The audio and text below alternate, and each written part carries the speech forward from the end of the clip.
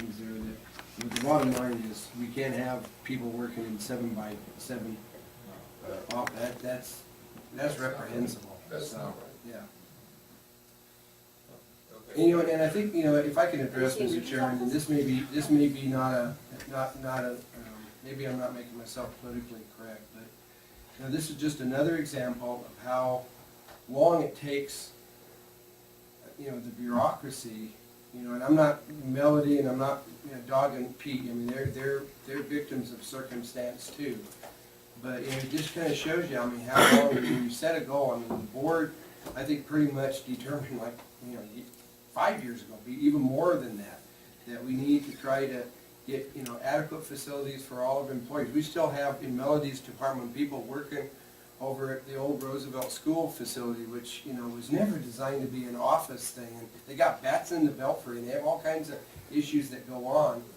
And, you know, and I think we, you know, priority when it comes to these facilities, like these kind of programs, you know, the board has long ago said, you know, we need to come up with suitable things. If we can't get something built that's structural like this at the cost, at least if we're going to have an interim facility, maybe these modulars could be put in key locations to take care of those needs until we can figure out the long-term solution, and not have the short-term solution be something like that little building that's there. I mean, that to me is what's frustrating, because I think everybody agrees, yeah, let's do it, but when it comes to getting it done, there's, you know, I mean, the fact that we're here 4 years after we started this process, I mean, I thought this thing would have been built and occupied and been used at a minimum 2 years ago.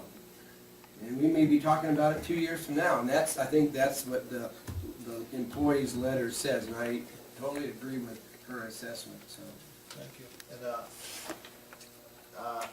I mean, I'm fully aware and sensitive that you don't want to be burning up your budget on plans, but I think it would probably be in the best interest to get a quote from, there's plenty of metal, you know, contractors that do this, and use the same diagram. I mean, obviously it needs to be changed a bit, but to get a ballpark, and then we could see, you know, what it is. If it's a third, you know, we're going to part of it's like 80% the same as this, which I doubt. And, you know, but I think that'd be a really inexpensive way to get a second opinion, if you will, on that method. So anyhow, all right, thank you. Thanks everybody for that.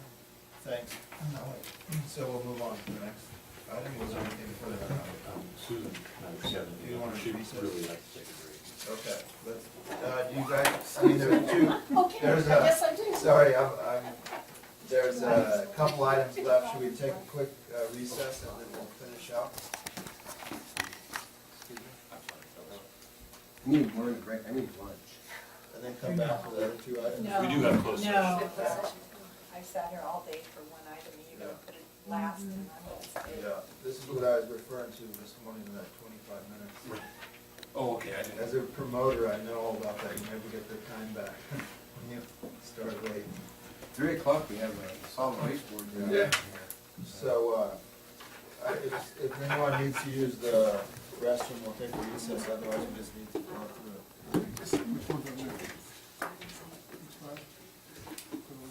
Okay. Anybody needs to use the, no? Okay, let's go to item H1. Supervisor Chapman.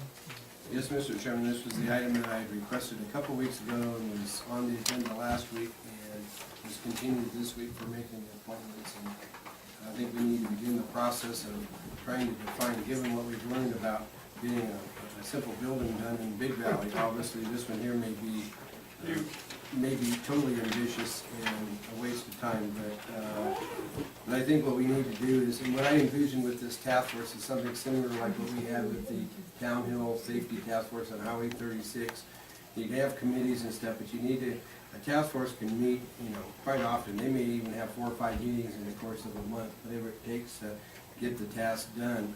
And what we envisioned and what the board acted on last week was to have it so they would report no later than the end of next year, December of 2015, with recommendations on what we could do with revitalizing Courthouse Square and the space that we have there to hopefully develop some facilities that could meet the needs of the county that's here in town for the next 100 years, since what we've had there is pretty much was defined about 100 years ago. What I envision with the task force is there would be at least county staff, 3 county staff representatives appointments, and I would say that would be maybe could be designated or come recommended by the county administrative officer, and that we also then advertise to the general public to appoint 3 public members at large. We had about 15, 20 years ago when the judge took over and they kind of did a bunch of remodeling with the court space upstairs in the historic courtroom. We had a kind of a courthouse committee that was involved mainly from the public to, Public Works did a great job of providing staff support. We brought in a gal from Sacramento that had been involved in the restoration of the state capitol, and she was able to give, some, great information when it came to what they did there in terms of trying to restore the courthouse to, vintage time period. That time was chosen to be around the 1910s or 20s when the building was built. And a lot of interesting information kind of came out of it. But that group kind of met, got the plans together, worked with the judge, the court space got remodeled, and then that committee kind of remained kind of loosely involved for a number of years. So whenever a department needed to do any remodeling, they were consulted and involved. But that has been several years since that's happened. But having the public involved kind of helps them help define what they would like to see with the space as well. And obviously, there'd be a lot of other folks who would be attending, giving input. It would not be exclusive to just this small group. I know the Town Health Safety Task Force, we would, besides the members that were appointed, we had numerous people from the community that was involved and participated. But at least gives a focal point. So that was kind of what I was wanting to do. Today's action would be obviously to designate a board member to lead it, and then ask the CAO to come back with recommendation of appropriate staff to maybe serve on it, make it a priority for their use of time, and then advertise to the public. So maybe in the next meeting or two, we could entertain the applications and formally constitute it. So maybe by March at the latest, we could get them up and running and they could begin working on it. I know I've got stacks of reports and documents I've been collecting for years. Seismic safety in the courthouse is a concern. There was some studies that were done back in the 70s and 80s that talked about what needed to be done to make the courthouse more seismic safe if we were to have an event. You may think it may not seem like it's significant, but it is. One of the things it recommends, the way it was structured and built, there's a couple of shear walls that need to be installed, which is basically there where the stairwell that goes up to the second floor. Those 2 walls are kind of critical, but probably the biggest hazard that exists at the courthouse if we had a seismic event is I would recommend anybody that's there or any of us that's around there is don't run outside and stand outside the building and wait for it, because the tile work that goes around the top of the building is not secure and it could easily pop off, and it's that debris falling down, hitting you on the head could kill you, is what really is those kind of safety things. It was identified in that study, I think it was completed sometime in the early 90s, projected the cost of doing the seismic retrofit for the courthouse would cost us about $500,000. Well, that was back then, so you can imagine what that would be today. And this task force, I would see as their primary focus would be to sort through those kind of documents that have been assembled. Public Works has probably most of them in their files. If not, there are copies around that we could assemble, digest, see what needs to be updated, see what's still current and valid. I would say that the findings were made back in 1992 or 1985 or whenever these different reports were commissioned are probably pretty valid today. What you would have to do is update what the cost amounts would be. And then given that, kind of give you what the big picture is and what the options are. I mean, there's a lot of different things. You can scale big and do something that's, this kind of a wooden construction, or you can, haul in a bunch of metal buildings or modulars, but whatever it is, would have to come back. And I think ultimately, in order to finance it, may require voter support and approval. So we'd have something at least that would be specific that could be even submitted to the voters for their consideration. But that's hopefully something that could be done over the next 2 to 5 years. Given what we've just had the discussion on here, I'm thinking to myself, well, maybe in somebody's lifetime this will happen, but it needs to be done. The new old jail was abated, so the footprint there of that building, which was not usable for any practical purpose other than storage, and even then the storage was really woefully inadequate. Combined with the old jail in terms of restoring or retaining some of the architectural and historical values of the front part, maybe not so much the back part, but that space there as you connect the annex building and the courthouse proper, in that space. There are a lot of options that would bring us into ADA compliance and maybe create some adequate workspace for all of the employees that are expected to work there. And ultimately, this building here and some of these kind of buildings we have around town would be surplus, because it would be nice to be able to get them all back where they can work together in the same basic environment. A lot of counties have done that. They have two choices. They can abandon their historic courthouse sites and go to modern government offices. Nevada County's done that, Butte County's done that. But then you have other counties that have retained the historical sites. You can go to Wairika. And what we're talking about here at Courthouse Square is very similar to what you'd see in Wairika. You see the main courthouse up front, and when you walk up the steps, you think, wow, this is kind of an imposing building, but you don't realize that there's a complex of a building behind the courthouse that ties in, and you literally can negotiate pretty much all the major departments once you come in through the main entrance, or you can even enter it from one of the side or auxiliary interests. So those are the kind of concepts that I think that this committee hopefully will be able to embrace and work on. And to be able to get to that point, we've had this discussion with, I would say, at least 4 or 5 county administrators over the last 15 years, and everybody seems to, yeah, that's a great idea, and we keep expecting something's going to happen, but I've realized that maybe the only way to get things to happen sometimes is to just take it on and say, we got to do it, and that's why I brought it to the board when I did, and why we're here today, and hopefully the board will continue to support the initiative. Thank you. It's gonna be the get her done year. Yeah, we got it. I mean, you said, this is your last year. We're gonna get her done while you're here, Larry. So, thank you. Does any other board members have anything before we go to the public? Anyone from the public? Ms. Spencer?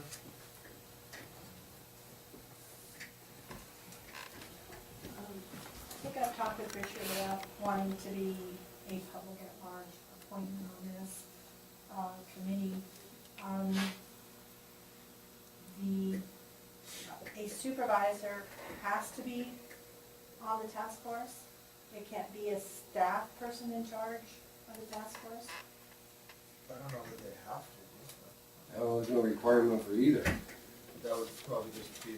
The reason why I suggest the supervisor is on there is because I would like to be that supervisor, and I know that if this is going to happen, it's going to take a supervisor applying the pressure. If it's, and that's why we're proposing that fashion. My opinion and the 73 emails we got about this with Cam and Cal, the consensus was to get this done. Supervisor Chapman would be the last person to do this, and that's just coming from the feedback. I think if we have to have a supervisor, we want somebody with construction background, or at least build something. I know Supervisor Wazik sounds like he has knowledge of the construction industry, and I think Supervisor Hammond has also. I know just enough to be dangerous. Just enough to be dangerous? Okay. I guarantee you, I built way more fences than these guys have. Fences? The last project I worked on before I retired was the Oakland Twin Towers, the federal building. It was a $15 million budget.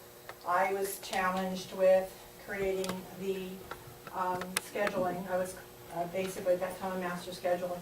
So I know how to expedite things, I know how to get things done. I think I can be valuable in this tiny little project. being worked with on projects that, dealing with old buildings with I-beams in it, opening it up, there's ways to make it really attractive, modern. So you have a higher ceiling. Same thing with the ducting. There's ways to really make it attractive and have it open, and instead of that low, lacking in acoustic ceiling. So I would like to see, given the response County Health has had, is to get somebody like Tom Hammond or Larry Wazik as the chairman of the task force. We're not here to build a memorial to a supervisor. That's not the point. This is going to be the people's building, the people's, and it should reflect the entire space on access for the public and use by the public, and not a monument to one supervisor. So that's just our feed. If you don't have to have a supervisor on there, then Pete, are you still here? Wealth of knowledge and efficiency, that's his middle name, wealth of knowledge and efficiency. Sorry. Anyway. Just volunteered you, Pete. And you wanna see somebody that can get something done, you know, he would be perfect. I'm sure we're gonna consider him anyway, but I would like to be considered for one of the 3 positions? 2 positions? I heard 3, but. Three. Three Three staff? public, 3 public, 3 staff, and Oh, okay, and so- a supervisor. One of the 3. Regardless, I got a set of plans today for that space, and I think I can, and as long as this is volunteer and no money, and I would like to volunteer my knowledge and years in construction to this project. Thank you for your Thanks, comments, Anya. yeah. And there'll be a process, right, for the public, yeah. It would be, if the board proceeds, it would be advertised, and Yeah. whoever applies, the board can sort through and decide who they would like to serve on that. Okay. So, is there any other members of the public that have anything? So, sorry. I'd like to nominate Jim to be on this. I mean, he has the historical knowledge of what went over there before, how it worked before, how this has worked over the years. And he has that knowledge of what's gonna make an efficient work room. And I would like to see, and Jim's here, he's in town, so it's handy for him to meet. And I would like to see him chair this task force and maybe work with Richard to do the advertising, get it out there, and then we can talk about the staff later on. And maybe put it out there to the staff, who might be interested in doing it, and then we come back and appoint the staff. Do we have a motion? Do we have a second? I'll second it. And under discussion, yeah, I support that motion, and I couldn't agree more. I think, I personally think that Supervisor Chapman will do a fine job, and in my short time on the board, I could really appreciate, you know, the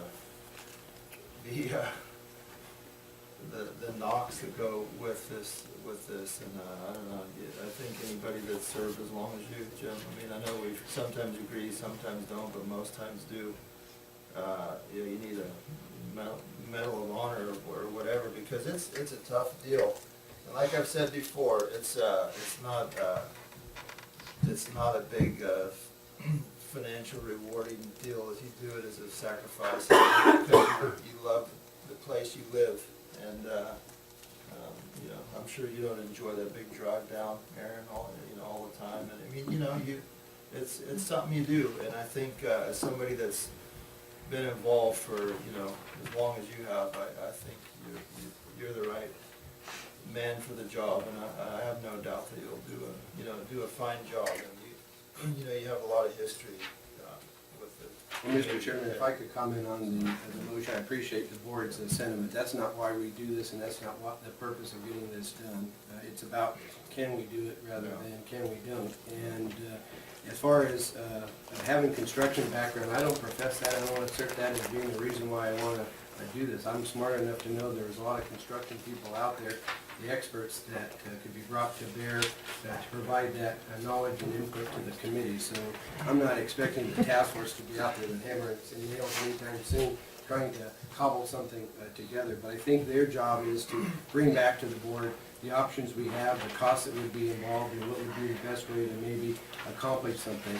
And as far as names and everything, I can assure you, my name won't have anything to do with whatever is built, because if we are successful, I see that as being the Isaac Group Government Center, is what it would be, the name that would be proudly associated with that square, because it was 150 years ago, this June 16th, that he donated that property to the county and gave the county its start and its footing. And so I think that's in large part what it is. And I think you have to have a bigger vision than dealing with the little narrow peaks and corals that we have in terms of being able to create the space that's there. And I travel and I visit other counties and we look at how they provide their public services and so forth, and I think there's no reason why we can't put something that is modest but yet efficient and effective, and that's what hopefully this task force will be able to bring about. And the people hopefully will be appointed to serve on it are people who are going to be committed to that interest, not whatever sort of peaks and quarrels they may have amongst themselves. Thanks. Okay, it's been moved and seconded. If there's no further discussion from the board, we'll vote. All those in favor, say aye. All right. Any opposed? Chair votes aye. And I'll work with Mr. Egan to bring those other appointments back, and maybe if the clerk can begin the process of advertising for that, that would be excellent. Okay, let's move on to, let's move to item H5. Julie. Thank you, Mr. Chairman. Sorry. This is a very important item, so what we have today before the board is the Microsoft Enterprise Assurance annual payment for computer licensing. And what staff is asking is for the board to approve the payment as budgeted in the 2013-14 budget for an amount not to exceed $108,000. The software assurance, this board approved the concept and approved the first 3 payments. This is the 3rd payment for our software assurance investment. And that payment has not gone up. There is 2 invoices attached in my packet. Their second invoice is for a true-up. So basically, we made the investment based on our computers when we started the program, and now as we've grown or users have added on to programs, we have to true them up, get their licensing paid for, and have appropriate licensing for that. So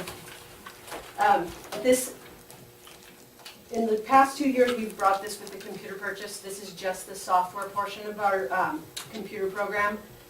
The computers will be back in the near future, so we just didn't want to rush that process. So this payment is due, so we brought this forward at this time. I'm happy to answer any questions. I appreciate Mr. Robert Talley being here in case the questions are beyond my technical expertise, but that's what's before the board. I hope that when we talked about this program and the IT group that was working with it, I hope that the cost savings will start to be realized next year. That should be what should happen. The first three years were a little bit more. Now that we've bought it into that program, we should see some savings, so hopeful for that. Thank you. Apologize, I had to sit here until 2 o'clock. It's kind of like picking up paid leave today, but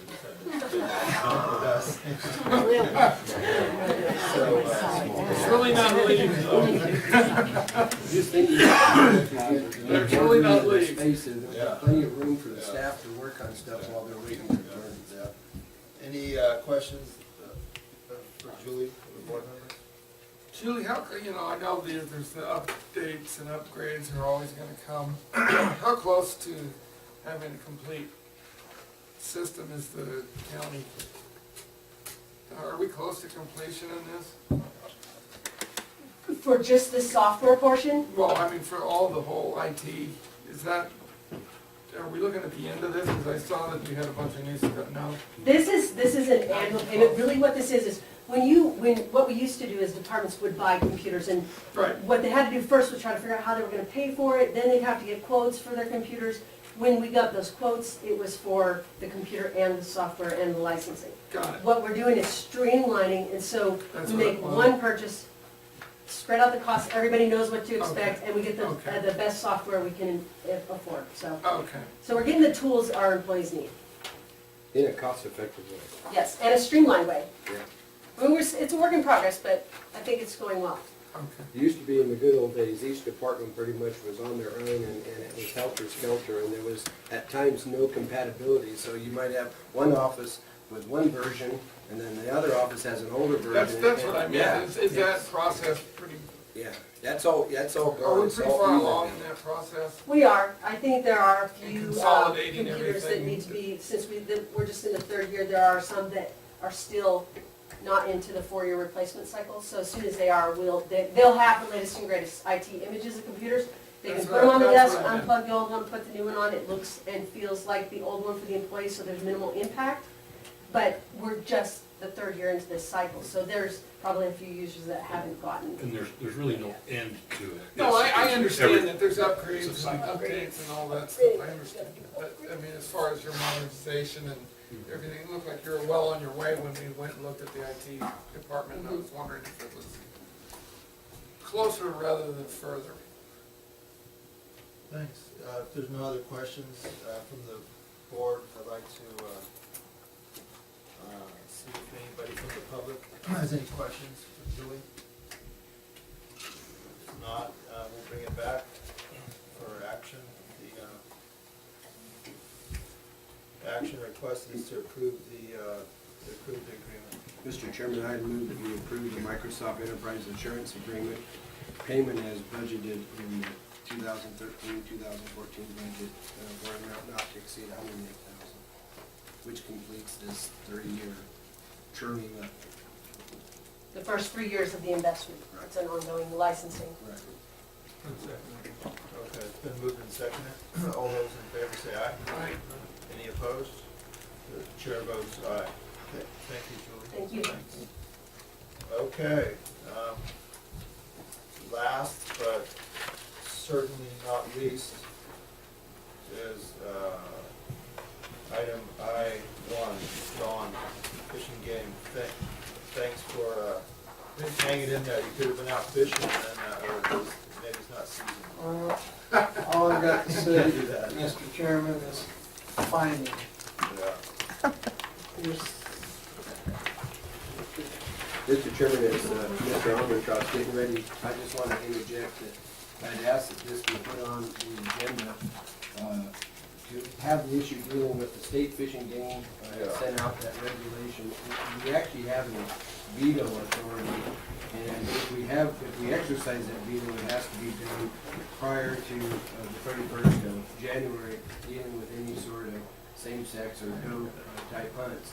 And in the past, that's always been kind of a big issue, and so I know the board referred that matter to the Fish and Game Commission a couple of weeks ago. They had their meeting, and that's what John's report is.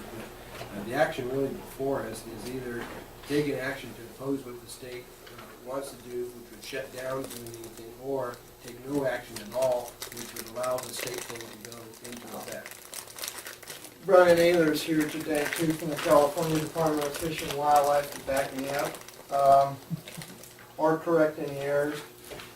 The commission addressed this. We voted unanimously to approve the adjustment in tags issued. That's the only thing the Fish and Wildlife Department is asking for. Either sex hunt's been going on for 12 years. There's a stable population of deer. The doe population makes up 69% of the total population. The average take of does during the time of this hunt has been 4.7, which reflects that kids hunting with their parents are buck hunting, and in the last couple of days or the last day of the season, they're going to shoot a doe, get a deer.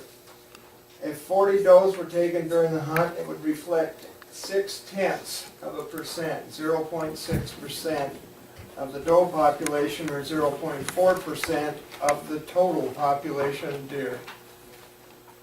And this is a perfect example of what the commission's been pushing for, support for the department, a commitment to increasing junior or apprentice hunts. Get the kids out, help them hunt.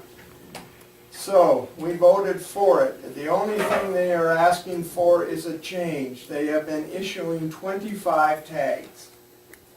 They want to change that to allow them to decide on a scale of 10 to 40 how many tags they're going to issue for that year. That's what they're asking for. The hunt's been approved and been going on for quite a while.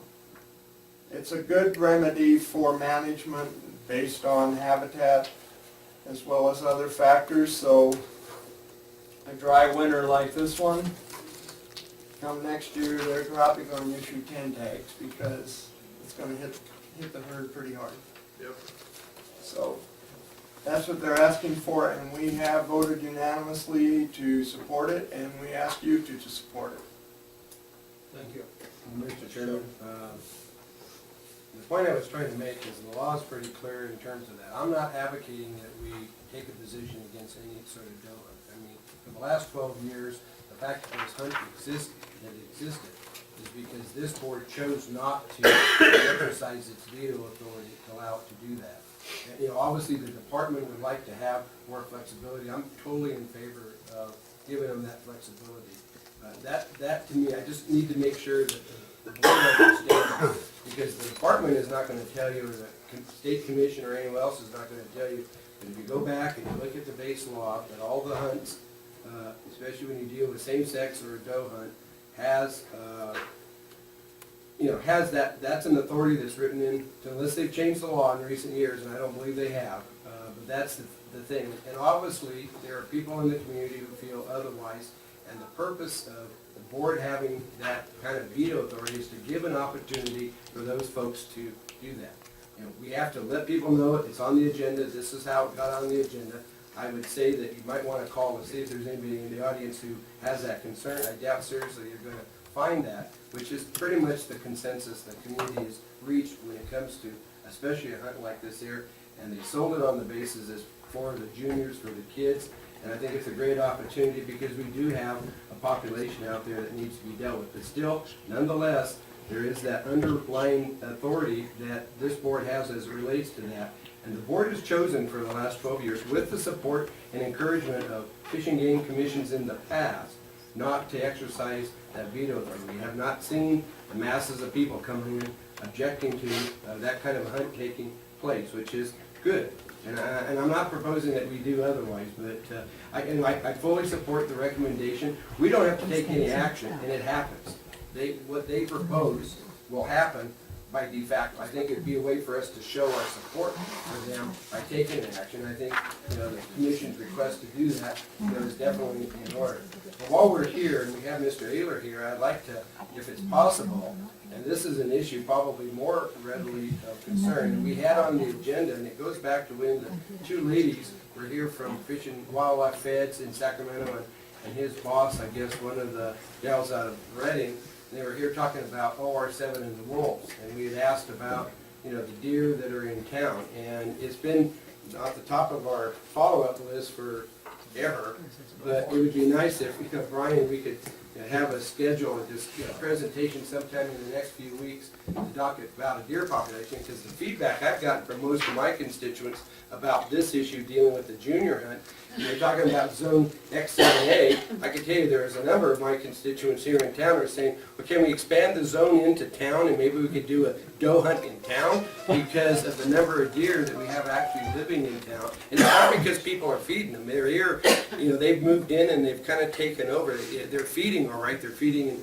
the neighbor's yard and my wife's flowers and you name it. I mean, the same complaint that rural residents have had for years is really a big complaint in town. So maybe the doe hunt should be expanded from that perspective. But it'd be nice, since Brian is here, that maybe we could get a commitment from him to come back at some time in the next few weeks and follow up on what the ladies promised you would do, but because you weren't here, they didn't volunteer you, and you've been busy, I'm sure.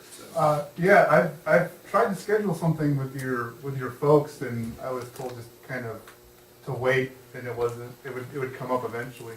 But may I just make one comment on the X7A real quick? We send you guys that letter to let you know that you have the veto authority. That's the whole point of the letter, and we send it for It's like a every legal- doe hunt, it's like a every legal kind that has a document. veto authority. Yeah. Thanks.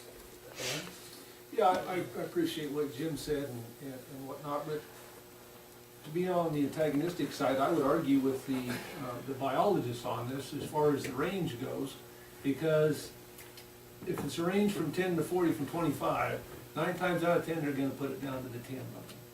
And just like right now, we're saying, well, next year we're gonna drop it down to 10 because it's a dry year.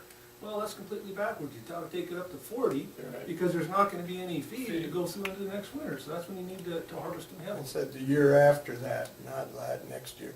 Well, this is gonna be this next hunting season.